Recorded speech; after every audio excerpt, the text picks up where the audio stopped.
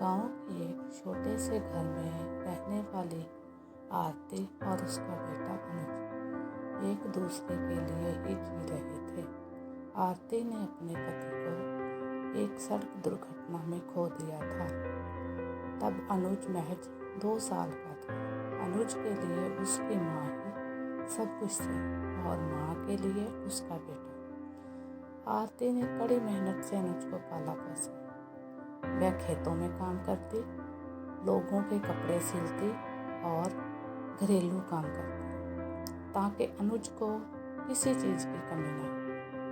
अनुज भी पढ़ाई में बहुत अच्छा था और हमेशा अपनी माँ को गर्व महसूस करता था।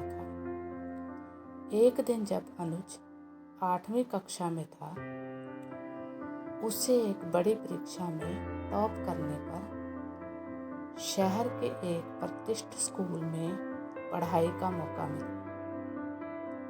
अनुज की खुशी का ठिकाना नहीं रहा, लेकिन आरती के मन में चिंता घर कर गई। उसे पता था कि वह शहर में पढ़ाई के लिए बहुत पैसा चाहिए और उसके पास इतने पैसे नहीं थे। आरती ने हार नहीं मानी। उसने दिन रात मेहनत की और साथ ही गांव के सरपंच से मदद मांगी। सरपंच ने अनुज की प्रतिभा को देखते हुए उसे कुछ आर्थिक सहायता दी।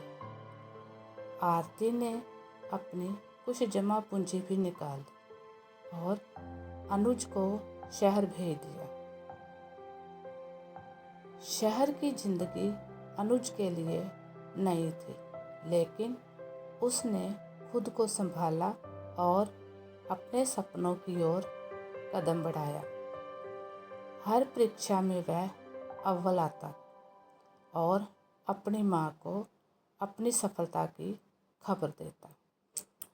आरती भी हर बार अपने बेटे की आवाज़ सुनकर अपने सारे दुख भूल जाती।